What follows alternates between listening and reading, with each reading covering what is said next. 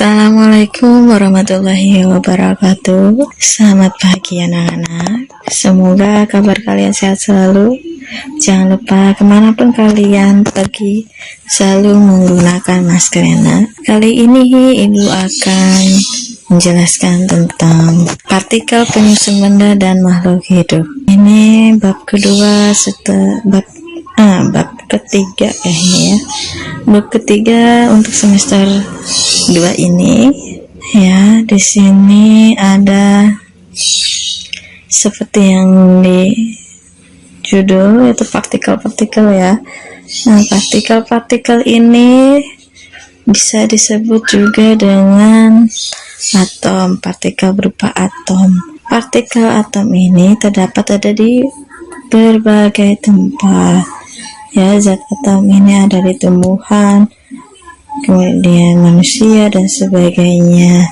Nah, zat-zat yang terdapat misalnya pada daun itu ada zat-zat untuk penguraian ya, pembusukan daun yang dari fotosintesis, kemudian akan memproses pembentukan zat, yaitu seperti penguraian. Yang ada di dalam ini tersusun atas partikel yang sangat kecil yang disebut dengan atom. Jadi atom adalah zat-zat yang ada di alam ini tersusun atas partikel yang sangat kecil ya. Nah seperti di sini kalian lihat, di sini ada daun. Apabila pakai mikroskop kalian akan melihat itu ada sel-sel daun, ada jaringan palisade, kemudian ada kloroplasnya, kemudian ada dari kloroplas ini ada atom yang disebut atom magnesium ya, kemudian atom karbon. Atom-atom ini yaitu bisa disebut dengan molekul klorofil ya. Jadi molekul klorofil terdiri dari atom magnesium dan atom karbon. Nah, pada daun juga terdapat stomata. Selain kloroplas dan sel daun, terdapat stomata dan jaringan epidermis.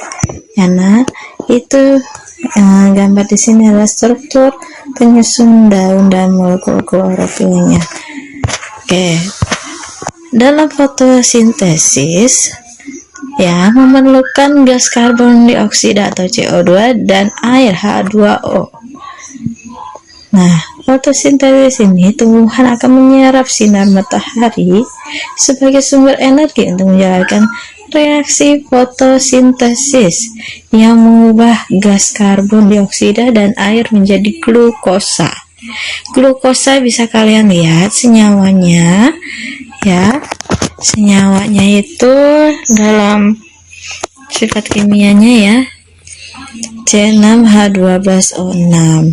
Ini harus kalian hafalkan ya.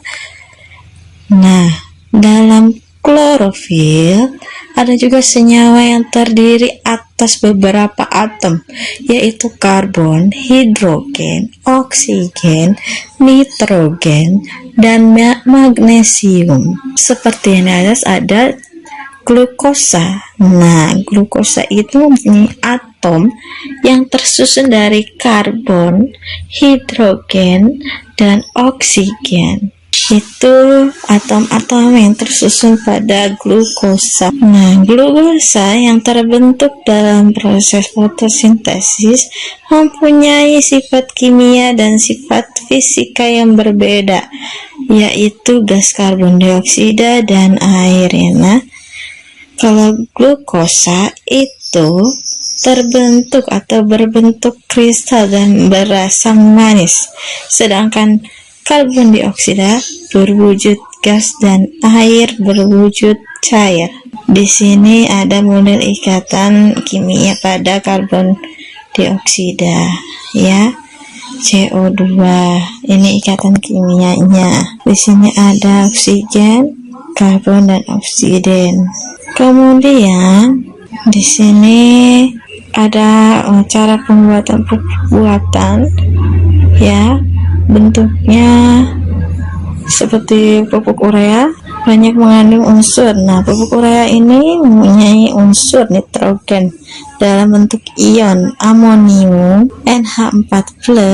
Nah, dan pupuk NPK itu mengandung unsur nitrogen, fosfor, dan kalium dalam bentuk senyawa amonium hidrofosfat, ya, seperti kalian lihat di sini. H dalam kurung nih, H-nya hidrogen, natrium hidrogen 4, 2, kemudian P-nya itu fosfor, oksigen. Ya, jadi di sini ada bisa disebut dengan senyawa kalium dihidrofosfat, ya. Kalau ini amonium hidrofosfat, yang pertama nih HNH4 2PO4. Kalau kalium dihidrofosfat seperti ini, ya. Kemudian di sini ada gambarnya, ya, ini untuk kalian tahu saja di mana dari binatang, kemudian akan ada asimilasinya, ada nitrat dan sebagainya, ya. Bakteri mengikat nitrogen bebas misalnya, ini amonifikasi, kemudian ke jamur jadi asimilasi, ya, untuk tumbuhannya. Kemudian ada bakteri-bakteri yang lainnya, ya. Nah, ini siklus nitrogen seperti ini di atas, bisa kalian catat, ya. Nah, kemudian di sini ada partikel, adalah bagian terkecil dari suatu materi yang masih mempunyai sifat materi. Molekul merupakan gabungan antara dua atau lebih atom melalui ikatan kimia tertentu. Nah, ada juga molekul yang memiliki struktur tertentu, misalnya rambut. Nah, itu dari molekul-molekul yang mengandung unsur karbon, hidrogen, nitrogen, dan sulfur, ya. Sedangkan tulang itu mengandung kalsium, fosfor, dan oksigen. Pada makhluk hidup, benda seperti kayu, plastik, air, udara, kain, dan benda lainnya merupakan zat kimia yang tersusun dari senyawa-senyawa tertentu. Mungkin untuk sampai sini Ibu tuntaskan dulu, ya, untuk bab yang ini. Setengahnya dulu saja. Di sini ada glukosa, ya, glukosa seperti ini, ya. Nah, amil pada kentang, selulosa pada kayu, ini kalian catat, ya. Nah, ini selulosa pada amilum, selulosa dan amilum mempunyai molekul penyusun yaitu glukosa. Nah, ini dicatat. Selulosa merupakan zat yang keras dan jika dimakan oleh manusia tidak dapat dicerna oleh tubuh. Ini ada molekul H2O dan H2O2. Oke, ini jangan lupa unsur penyusun tubuh manusia, ya, lambang atomnya, nomor atomnya, presentasi dalam tubuh manusia ini dicatat, ya. Nah, untuk materi berikutnya nanti kita akan membahas partikel subatom. Untuk saat ini sampai sini dulu, cukup sekian dari Ibu. Terima kasih. Wassalamualaikum warahmatullahi wabarakatuh.